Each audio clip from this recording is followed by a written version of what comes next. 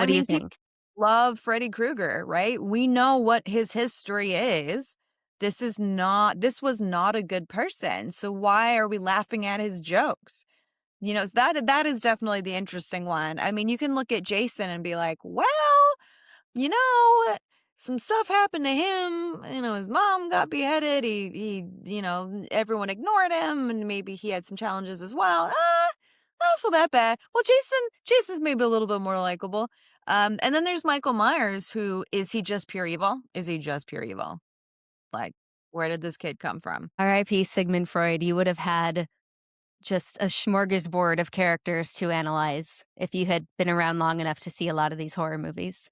Yeah. R.I.P.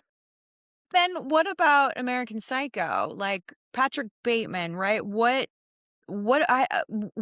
his deal? Is he born evil, modeled after a Ted Bundy type, a very successful, well-spoken, attractive, affluent man?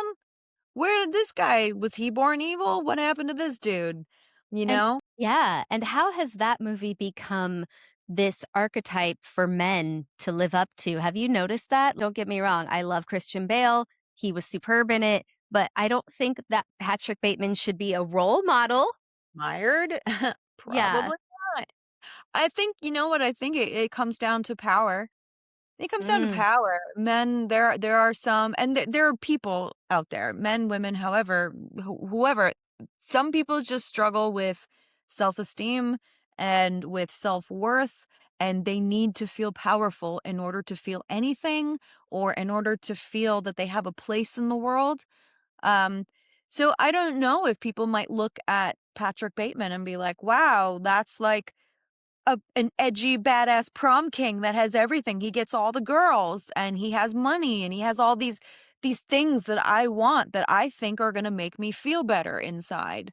Money, mm. power, sex, um, Incredible record collection. incredible, right? Yeah, CDs, yeah. do that. Yeah. Do that. So, Abs. Yeah. yeah.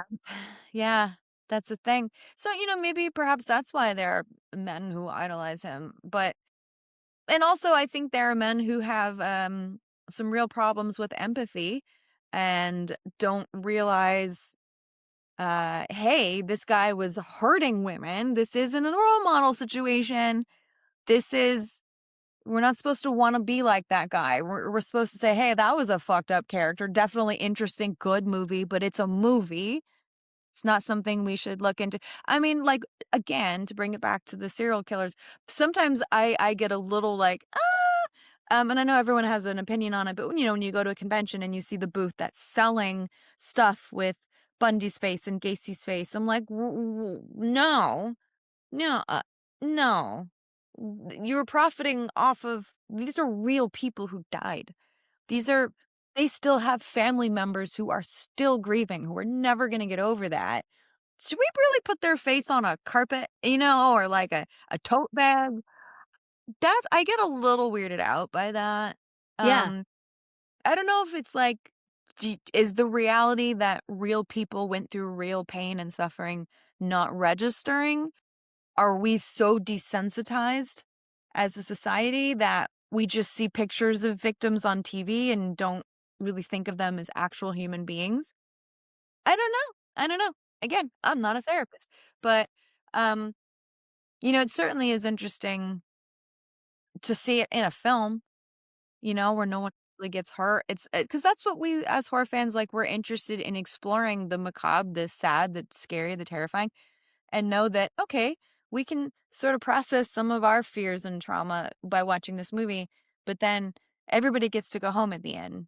Mhm. So Yeah, it's a safe way to explore those darker themes that you don't often see explored in other genres. It's that idea of life after death with ghosts, right? And the afterlife and those things. And our really silly horror movie serial killers that we love, like Freddy, who we shouldn't love, but he's funny. He's funny and campy and we love him, but we yeah, shouldn't. But if that was a real guy, you'd go, ugh, but the fact that it's a movie and it's a movie genre that understands what it is, and that's why we go back to see it. It's why even Ghostface being quippy and stuff on the phone, it's all these characters that I don't think, especially you and I don't think we would like them in real life because that's actually hurting people. But in horror, it is that way to explore those themes without people actually getting hurt. And it explores those topics and things like trauma, and it's storytelling, but not, we don't want to watch that stuff in a rom-com. It doesn't fit, you know? That'd be weird if somebody thought of American Psycho as a rom-com. That's weird. God.